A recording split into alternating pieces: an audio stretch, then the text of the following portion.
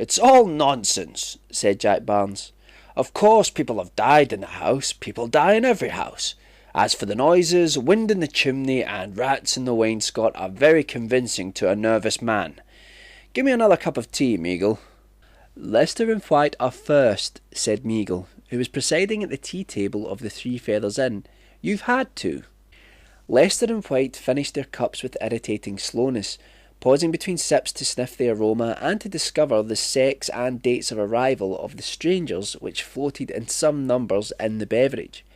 Mr. Meagle served them to the brim, and then, turning to the grimly expectant Mr. Barnes, blandly requested him to ring for hot water.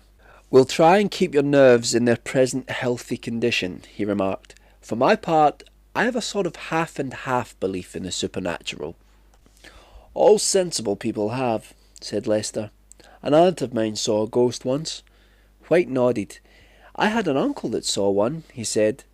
"It always is somebody else that sees them," said Barnes. "Well, there is the house," said Meagle. "A large house at an absurdly low rent, and nobody will take it. It has taken toll of at least one life of every family that has lived there, however short the time, and since it has stood empty, caretaker after caretaker has died. The last caretaker died 15 years ago. "Exactly," said Barnes.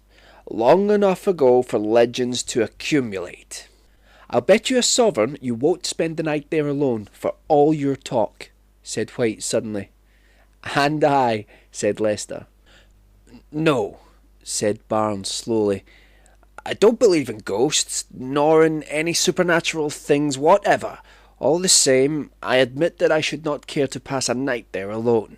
"But why not?" inquired White. "Wind in the chimney," said Meagle with a grin. "Rats in the wainscot," chimed in Lester. "As you like," said Barnes, colouring. "Suppose we all go," said Meagle. "Start after supper and get there about 11? We have been walking for 10 days now without an adventure, except Barnes' discovery that ditch water smells longest. It will be a novelty, at any rate, and if we break the spell by all surviving, the grateful owner ought to come down handsome." "Let's see what the landlord has to say about it first," said Lester. "There is no fun in passing a night in an ordinary empty house. Let us make sure that it is haunted."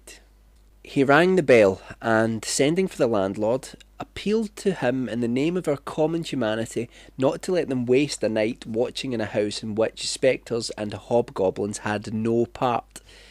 The reply was more than reassuring, and the landlord, after describing with considerable art the exact appearance of a head which had been seen hanging out of a window in the moonlight, wound up with a polite but urgent request that they would settle his bill before they went. "It's all very well for you young gentlemen to have your fun," he said indulgently, "but supposing as how you are all found dead in the morning, what about me? It ain't called the toll house for nothing, you know." "Who died there last?" inquired Barnes, with an air of polite derision. "A tramp," was the reply. "He went there for the sake of £half-a-crown, and they found him next morning, hanging from the balusters, dead." "Suicide," said Barnes. "Unsound mind." The landlord nodded. "That's what the jury brought it in," he said slowly. "But his mind was sound enough when he went in there. I'd known him, off and on, for years. I'm a poor man, but I wouldn't spend the night in that house for £100. He repeated this remark as they started on their expedition a few hours later. They left as the inn was closing for the night, bolts shot noisily behind them, and as the regular customers trudged slowly homewards, they set off at a brisk pace in the direction of the house. Most of the cottages were already in darkness, and lights in others went out as they passed. "It seems rather hard that we have got to lose a night's rest in order to convince Barnes of the existence of ghosts," said White. "It's in a good cause," said Meagle.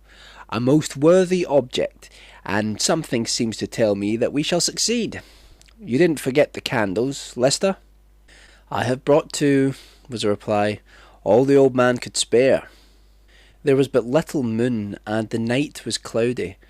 The road between high hedges was dark, and in one place, where it ran through a wood, so black that they twice stumbled in the uneven ground at the side of it. "Fancy leaving our comfortable beds for this," said White again. "Let me see, this desirable residential sepulchre lies to the right, doesn't it?" "Farther on," said Meagle. They walked on for some time in silence, broken only by White's tribute to the softness, the cleanliness, and the comfort of the bed, which was receding further and further into the distance. Under Meagle's guidance they turned off at last to the right, and, after a walk of 1/4 of a mile, saw the gates of the house before them. The lodge was almost hidden by overgrown shrubs, and the drive was choked with rank growths. Meagle leading, they pushed through it until the dark pile of the house loomed above them. "There's a window at the back where we can get in, so the landlord says," said Lester, as they stood before the hall door. "Window?" said Meagle. "Nonsense! Let's do the thing properly. Where's the knocker?" He felt for it in the darkness, and gave a thundering rat-tat-tat at the door. "Don't play the fool," said Barnes crossly. "Ghostly's servants are all asleep," said Meagle gravely, "but I'll wake them up before I've done with them. It's scandalous keeping us out here in the dark." He plied the knocker again, and the noise volleyed in the emptiness beyond. Then, with a sudden exclamation, he put out his hands and stumbled forward. "Why, it was open all the time," he said, with an odd catch in his voice. "Come on." "I don't believe it was open," said Lester, hanging back. "Somebody is playing us a trick." "Nonsense," said Meagle sharply. "Give me a candle." "Thanks. Who's got a match?" Barnes produced a box and struck one, and Meagle, shielding the candle with his hand, led the way forward to the foot of the stairs. "Shut the door, somebody," he said. "There's too much draught." "It is shut," said White, glancing behind him. Meagle fingered his chin. "Who shut it?" he inquired, looking from one to the other. "Who came in last?" "I did," said Lester, "but I don't remember shutting it. Perhaps I did, though." Meagle, about to speak, thought better of it, and, still carefully guarding the flame, began to explore the house, with the others close behind. Shadows danced on the walls, and lurked in the corners as they proceeded. At the end of the passage they found a second staircase, and ascending it slowly, gained the first floor. "Careful," said Meagle, as they gained the landing.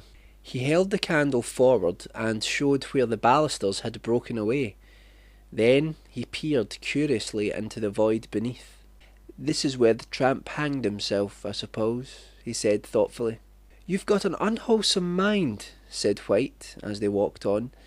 "This place is quite creepy enough without you remembering that. Now, let's find a comfortable room and have a little nip of whisky apiece and a pipe. How will this do?"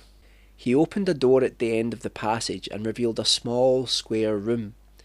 Meagle led the way with the candle, and, first melting a drop or two of tallow, stuck it on the mantelpiece. The others seated themselves on the floor and watched pleasantly as White drew from his pocket a small bottle of whisky and a tin cup. "I've forgotten the water," he exclaimed. "I'll soon get some," said Meagle. He tugged violently at the bell handle, and the rusty jangling of a bell sounded from a distant kitchen. He rang again. "Don't play the fool," said Barnes roughly. Meagle laughed. "I only wanted to convince you," he said kindly. "There ought to be at any rate one ghost in the servants' hall." Barnes held up his hand for silence. "Yes," said Meagle with a grin at the other two. "Is somebody coming?" "Suppose we drop this game and go back," said Barnes suddenly. I don't believe in spirits, but nerves are outside anybody's command. You may laugh as you like, but it really seemed to me that I heard a door open below and steps on the stairs." His voice was drowned in a roar of laughter. "He is coming round," said Meagle with a smirk. "By the time I have done with him, you will be a confirmed believer. Well, who will go and get some water? Will you, Barnes?" "No," was the reply. "If there is any, it might not be safe to drink after all these years," said Lester. "We must do without it." Meagle nodded, and taking a seat on the floor held out his hand for the cup. Pipes were lit, and the clean, wholesome smell of tobacco filled the room. White produced a pack of cards. Talk and laughter rang through the room and died away reluctantly in distant corridors. "Empty rooms always delude me into the belief that I possess a deep voice," said Meagle. "Tomorrow I—" He started up with a smothered explanation as the light went out suddenly, and something struck him on the head. The others sprang to their feet. Then Meagle laughed. "It's the candle," he exclaimed. "I didn't stick it in enough." Barnes struck a match and, relighting the candle, stuck it on the mantelpiece, and sitting down took up his cards again. "What was I going to say?" said Meagle. "Oh, I know. Tomorrow I—" "Listen," said White, laying his hand on the other's sleeve. "Upon my word, I really thought I heard a laugh." "Look here," said Barnes. "What do you say to going back? I've had enough of this. I keep fancying that I hear things too, sounds of something moving about in the passage outside. I know it's only fancy, but it's uncomfortable." "You go if you want to," said Meagle, "and we will play dummy, or you might ask the tramp to take your hand for you as you go downstairs." Barnes shivered and exclaimed angrily. He got up and, walking to the half-closed door, listened. "Go outside," said Meagle, winking at the other two. "I'll dare you to go down to the hall door and back by yourself." Barnes came back and, bending forward, lit his pipe at the candle. "I am nervous but rational," he said, blowing out a thin cloud of smoke. "My nerves tell me that there is something prowling up and down the long passage outside. My reason tells me that this is all nonsense. Where are my cards?" He sat down again and, taking up his hand, looked through it carefully and led. "Your play, White," he said after a pause. White made no sign. "Why, he's asleep," said Meagle. "Wake up, old man! Wake up and play!" Lester, who was sitting next to him, took the sleeping man by the arm and shook him, gently at first, and then with some roughness, but White, with his back against the wall and his head bowed, made no sign. Meagle bawled in his ear and then turned a puzzled face to the others. "He sleeps like the dead," he said, grimacing. "Well, there are still 3 of us to keep each other company."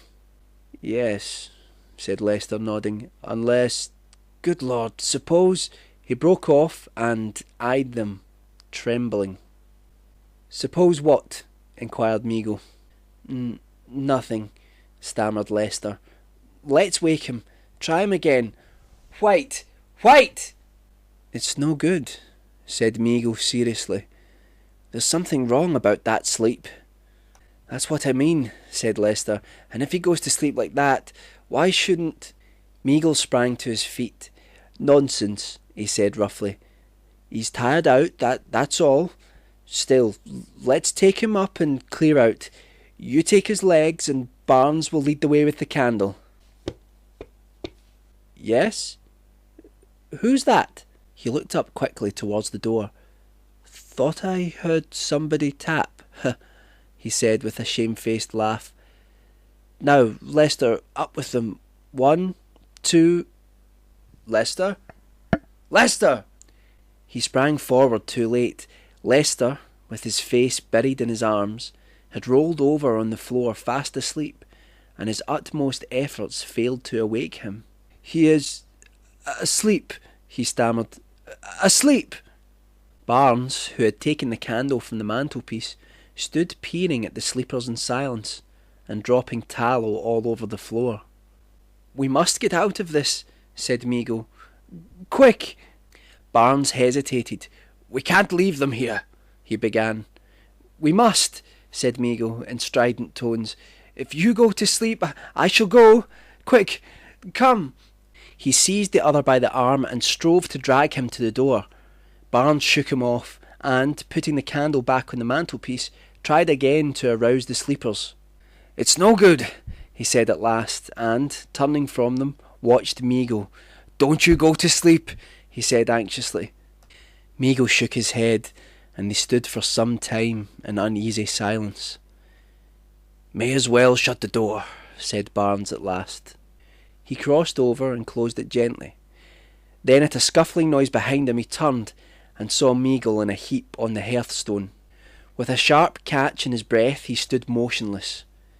Inside the room the candle, fluttering in the draught, showed dimly the grotesque attitudes of the sleepers. Beyond the door there seemed to his overwrought imagination a strange and stealthy unrest. He tried to whistle, but his lips were parched, and in a mechanical fashion he stooped and began to pick up the cards which littered the floor. He stopped once or twice and stood with bent head listening. The unrest outside seemed to increase. A loud creaking sounded from the stairs. "Who is there?" he cried loudly. The creaking ceased. He crossed the door and, flinging it open, strode out into the corridor. As he walked, his fears left him suddenly. "Come on," he cried with a low laugh. All of you! Show your faces, your infernal ugly faces. Don't skulk." He laughed again and walked on, and the heap in the fireplace put out its head tortoise fashion and listened in horror to the retreating footsteps. Not until they had become inaudible in the distance did the listener's features relax. "Good God, Lester, we've driven him mad," he said in a frightened whisper. "We must go after him." There was no reply. Meagle sprang to his feet. "Do you hear?" he cried. "Stop your fooling now. This is serious. White, Lester, do you hear?" He bent and surveyed them in angry bewilderment. "All right," he said in a trembling voice. "You won't frighten me, you know." He turned away and walked with exaggerated carelessness in the direction of the door. He even went outside and peeped through the crack, but the sleepers did not stir. He glanced into the blackness behind, and then came hastily into the room again. He stood for a few seconds regarding them. The stillness in the house was horrible. He could not even hear them breathe. With a sudden resolution he snatched the candle from the mantelpiece and held the flame to White's finger.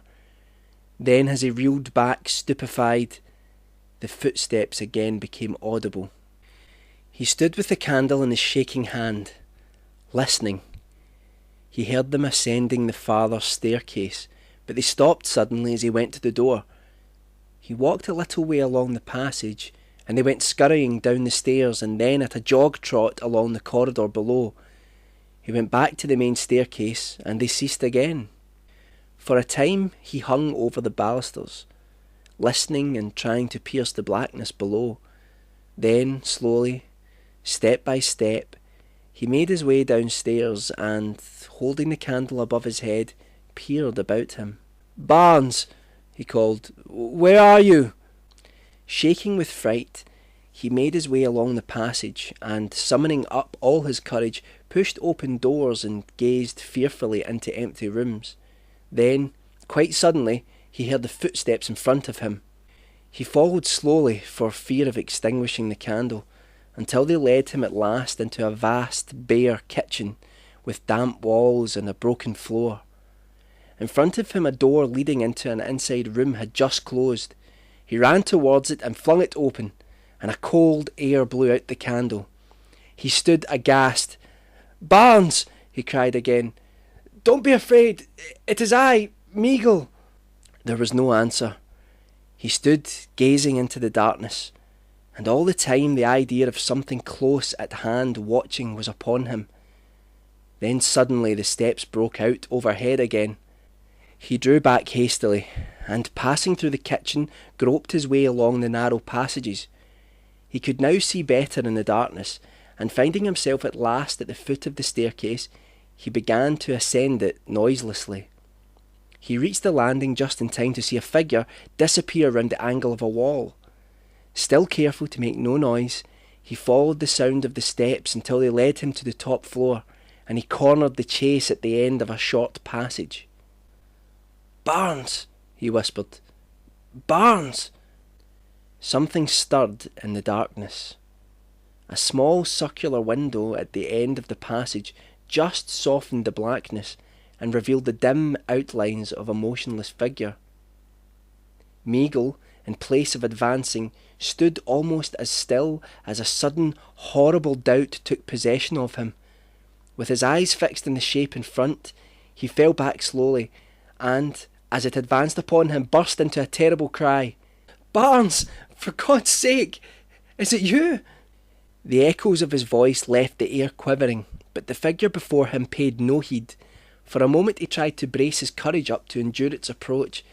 Then, with a smothered cry, he turned and fled. The passages wound like a maze, and he threaded them blindly in a vain search for the stairs. If he could get down and open the hall door! He caught his breath in a sob. The steps had begun again.